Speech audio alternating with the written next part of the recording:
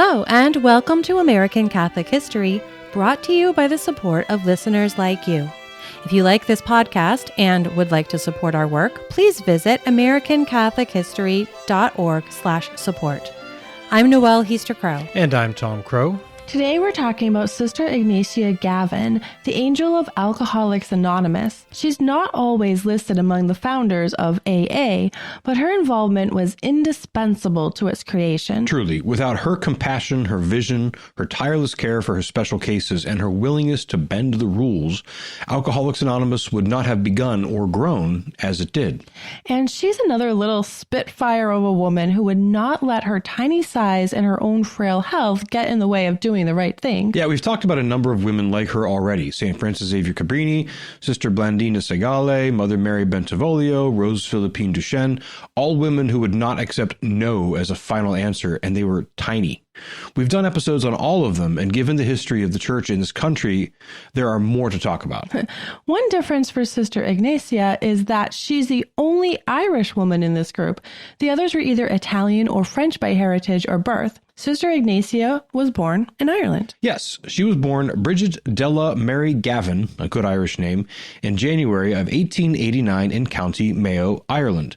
I think some of my ancestry comes from County Mayo, which is in the northwest part of the island of Ireland, so maybe we're distantly related.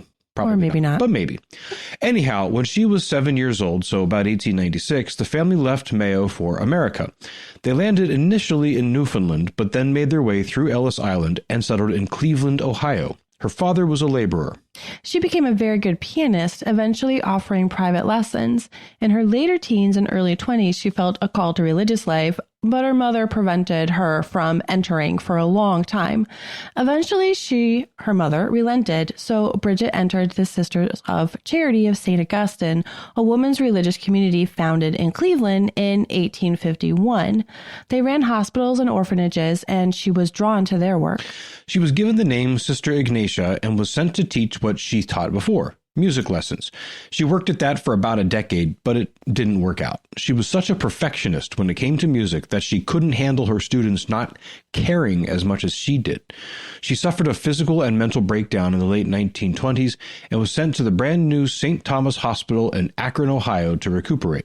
At St. Thomas, she was put in charge of admissions, a position she held for many years, and this would prove very important. During this same period, the late 1920s and early 1930s, another important story was developing in Akron, and when the two stories collided, magic. The second story is about Dr. Robert Holbrook Smith. Dr. Smith was a proctologist in the Akron area. He had a successful practice as a colorectal surgeon and worked with all of the area hospitals. But he also had a significant drinking problem which dated back to his undergrad days at Dartmouth. His drunkenness nearly prevented him from graduating from med school, but he managed to sober up long enough to pass his exams. He established his practice in Akron, but his drinking was causing problems in his family and in his profession. By the 1930s, his practice was suffering. He had lost most of his prestigious clients, and the better hospitals in town had severed their relationship with him. Tiny and fairly new St. Thomas was one of the few that would have him. He finally accepted that he needed help with his drinking problem. In 1933, he attended a lecture by a man named Frank Buckman, the founder of a thing called the Oxford Group. The Oxford Group was a Christian association dedicated to helping Christians live lives of mutual aid. Through giving everything over to God, living in community, and submitting to mutual accountability, they believed Christians could live truly godly lives. I mean, it's not a bad plan as far as it goes, but without, the sacraments, it's kind of doomed as a Christian project. Mutual accountability is great, but it needs the grace of the sacrament of penance to really have the effect that Christ intended. Right, but those good parts are good, and they would produce much good fruit, especially as they inspired the 12 Steps of Alcoholics Anonymous. Certainly. As a mutual aid society, it's good stuff. If it were paired with Catholic sacraments, I imagine it'd be a real powerhouse of grace with many lives changed for the better. In fact, and I'm jumping ahead a bit here, but many fallen away Catholics who went through the Alcoholics Anonymous steps did return to the sacraments and have over the years because they see that connection. Yes, they see that the steps AA puts them through kind of points to the spiritual rigors of Catholic asceticism and the sacrament of penance. Absolutely. And that would be obvious to our main story, Sister Ignatia, whom we'll get back to in a moment. But back to Dr. Bob. Hey, it was your digression. Yes, and it's a good digression, but we don't want this episode to get too long. Right. So let's get on with it. You were saying about Dr. Bob? Yes, Dr. Bob. For 2 years, he tried to get sober on his own, but he couldn't do it. Enter an intervention of sorts. A man named Bill Wilson was in Akron on business. Wilson himself had suffered with alcoholism, but through medical attention, a mystical experience, and the support of the Oxford group, he had overcome it.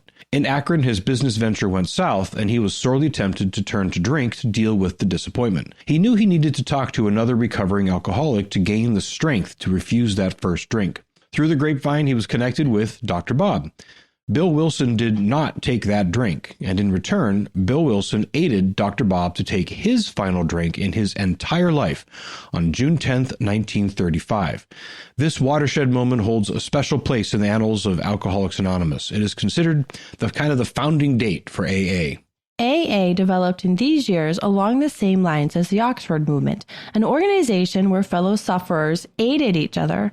Personal intervention and mutual accountability were the tools used, but AA focused on those who suffered with alcoholism rather than a complete submission of life like the Oxford movement. And now we bring these stories together to experience the magic. In the 1930s, Dr. Bob joined the staff of St. Thomas. There, he and Sister Ignatia became friends. Sister Ignatia was already personally interested in aiding those who came to the hospital with alcoholism, but she was still doing it on sort of the down low. Offering aid to drunks was not a straightforward thing in those days. No, alcoholism was not seen as a disease with a physical element. It was regarded solely as a moral failing, as though the only problem was the weakness or wickedness of the person's will. They could stop if they just choose to, you know. Hospitals, which generally were struggling with too few beds, would give drunks a place to sober up and then send them on their merry way again. For alcoholics, this was no real help at all. Sister Ignatia had seen enough alcoholics in her day, first in Ireland and then among the Irish immigrants in Cleveland, to know it wasn't quite so easy. She tried to minister to them more than the hospital would technically allow, but she couldn't do much. She and one young intern, Dr. Scuderi, would do things on their own. They ministered to both the body and soul of the alcoholics, but they were hampered by the hospital's rules and the dispositions of her fellow sisters. In one well-told tale, she admitted a man who was deeply drunk, intending to tend to him personally, and then she forgot about him before going off shift and going to bed. So, later that night, as he went through delirium tremens, which is the unpredictable state of disorientation and heightened agitation that can accompany withdrawal from alcohol, the sisters on overnight watch were forced to deal with him. When Sister came to morning prayer the next morning, the sister in charge of night watch solemnly intoned to her, "The next time you admit someone with DT, you had better stay up all night and run through the corridors after him." Finally, things turned for the better when she and Dr. Bob really started talking in the later 1930s. The two of them began to develop plans. Dr. Bob would do what he could to treat their physical maladies within the hospital rules, and Sister Ignatia would intervene to help them spiritually and emotionally. A breakthrough of sorts came in 1939. Dr. Bob had a man admitted to the hospital. He knew this man was in the group of alcoholism, but he admitted the man for acute gastritis, which is itself a severe condition. With this patient admitted, more could be done. This time they had a plan for dealing with the DT, and the next morning, Dr. Bob and Sister Ignatia managed to have this patient wheeled from his own room into the flower room, which was the room used only for storing and arranging flowers that had been sent to patients. In that room, 2 members of the local Alcoholics Anonymous chapter were waiting to meet with the patient. The patient was already open to the intervention, and it worked. Things grew from there. The patient was there for a few days, and when he left, he was a changed man.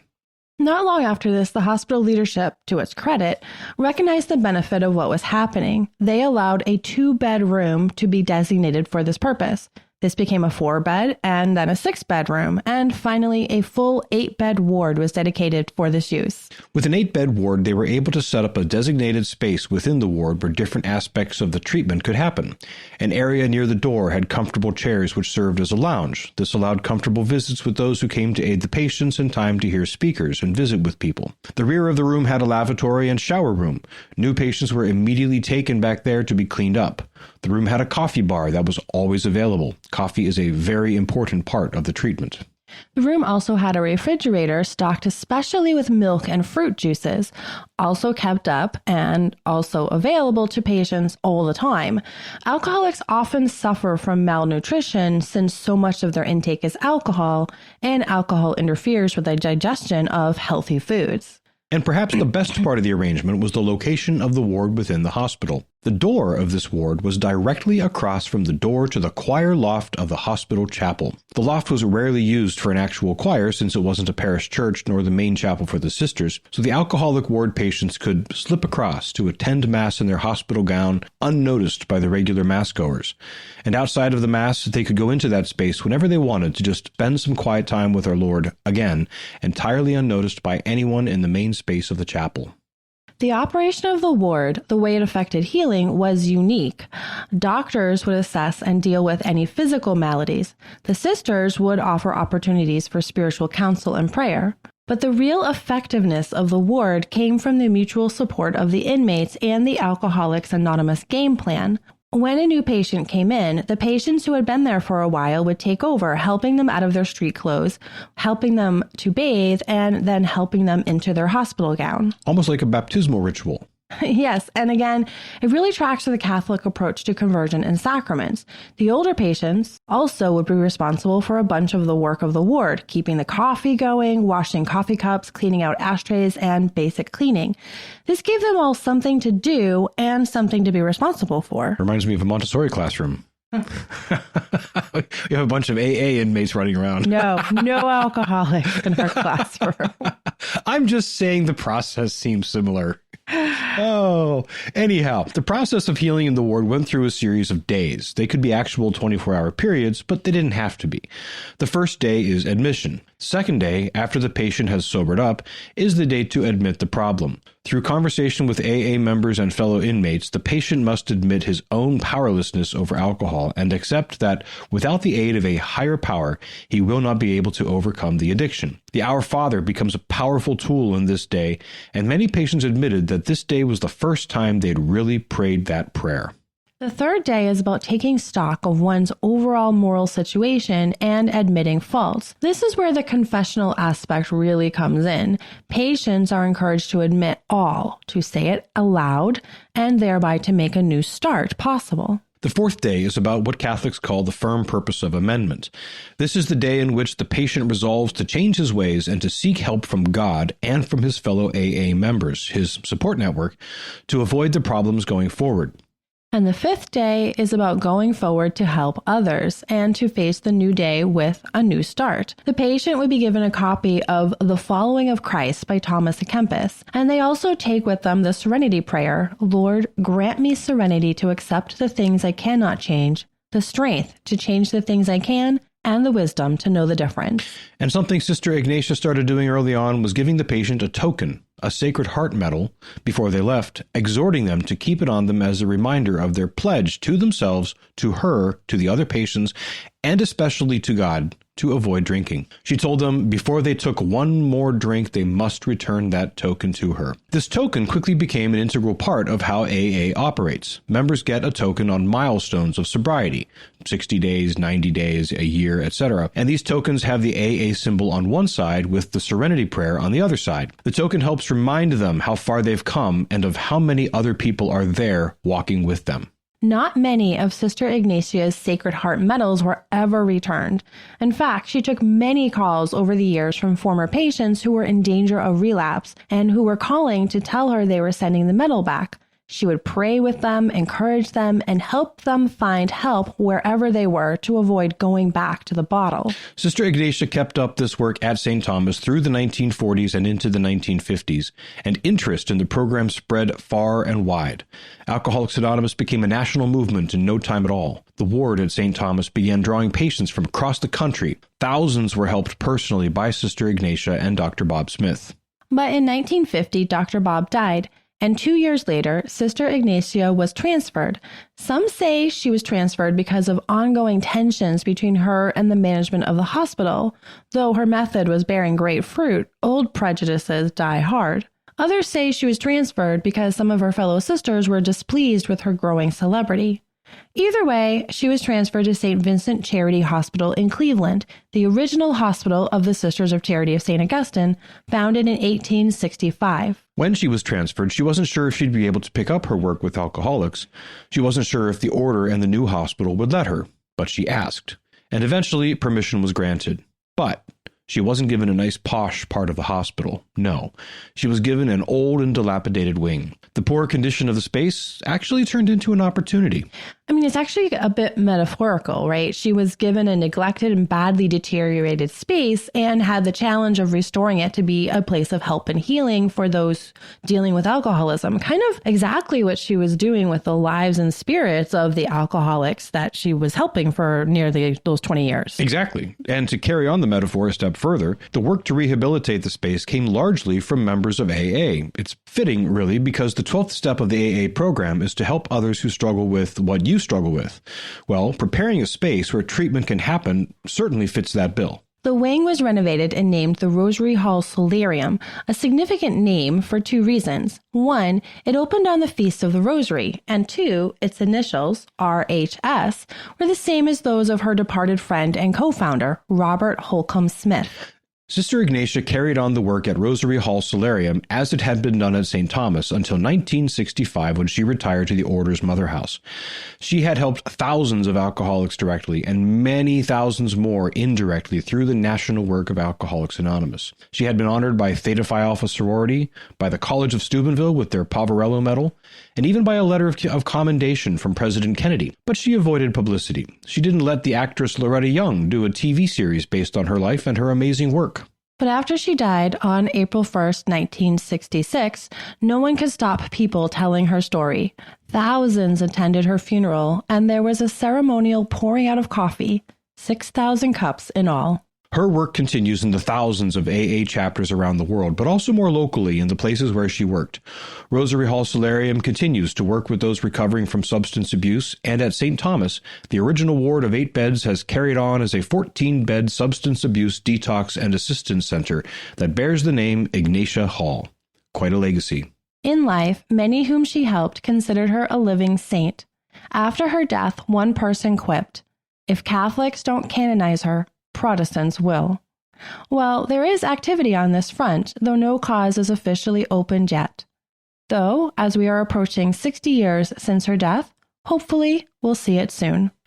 This has been American Catholic History. If you enjoy American Catholic History, please become a supporter. We've got great perks for supporters. Get information on how to become a supporter and the perks at americancatholichistory.org/support. Also on our website, sign up for our newsletter, learn more about today's topic, see about our pilgrimages, and find other great stories from American Catholic history. We also love the great reviews our listeners leave. Those and the 5-star ratings help others find us. You can email us feedback, questions, tips for episode topics, or other comments at feedback@americancatholichistory.org. You can find us on Facebook at facebook.com/American Catholic History, on Instagram at ACH_podcast, and follow us on Twitter at ACH1513. I'm Noelle Heaster-Crow. And I'm Tom Crow. Thank you once again for joining us on American Catholic History, made possible by listeners like you.